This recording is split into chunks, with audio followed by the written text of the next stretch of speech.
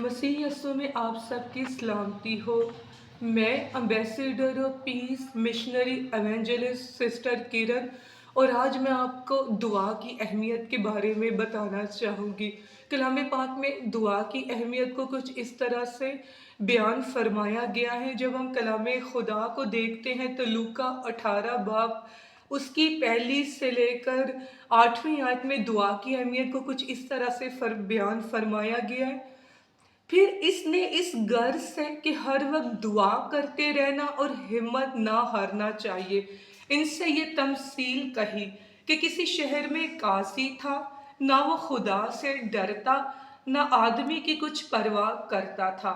इसी शहर में एक बेवा थी जो उसके पास आकर ये कहा करती थी कि मेरा इंसाफ कर, कि मुझे मुद्दई से बचा।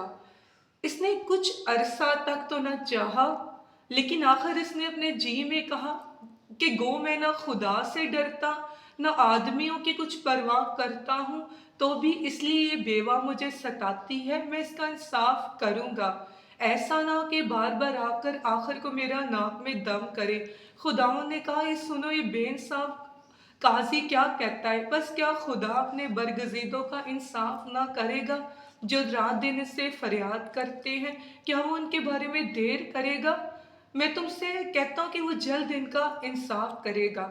खुदाउन के जिंदा पाक कलाम के पढ़े सुने जाने और कबूल किए जाने पर उसकी बरकत हो।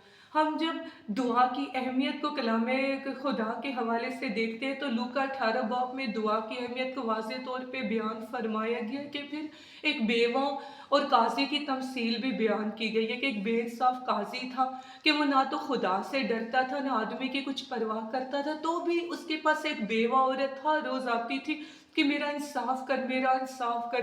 तंग आकर उस काजी ने भी कहा कि ये बेवा मुझे हर रोज सताती है, मैं इसका इंसाफ करूंगा, कहीं ये बार बार हर रोज आकर मेरा नाक में दम ना कर दे। तो खुदा ने फरमाया कि बेइंसाफ काजी ने भी थक हार कर उस बेवा का इंसाफ कर दिया, तो क्या खुदा अपने बंदों का इंसाफ ना करेगा?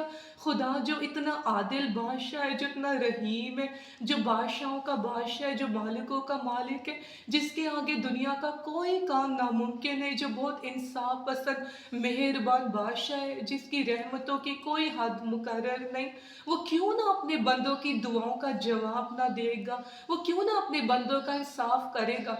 जब उस बेइंसाफ काजी ने भी थक हार कर उसका ओ बेवा औरत का इंसाफ कर दिया, तो हमारे जिंदा खुदावन क्यों नहीं हमारी दुआओं का जवाब देगा?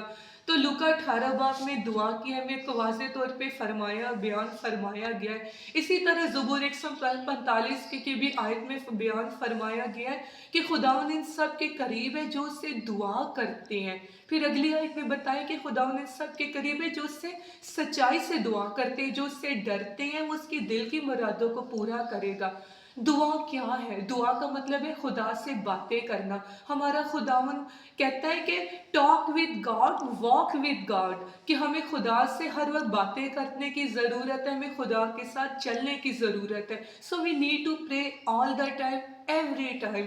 हम जितना खुदा के करीब जाएंगे वो इतना हमारे करीब आएगा, और खुदा से मांगने का यही बेहतरीन रास्ता और तरीका है कि हमें हर वक्त खुदा के आगे दुआ करते रहना चाहिए।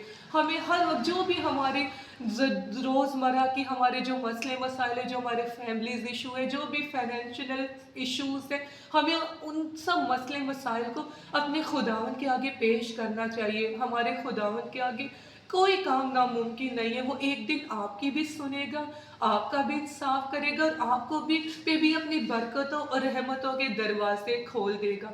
तो उम्मीद है आज के इस ब्लेसफुल कलाम के वसीले से आप सब ने बड़ी ब्लेसिंग को रिसीव किया है। खुदावंद आप सबको बड़ी बरकत दे। शुक्रिया।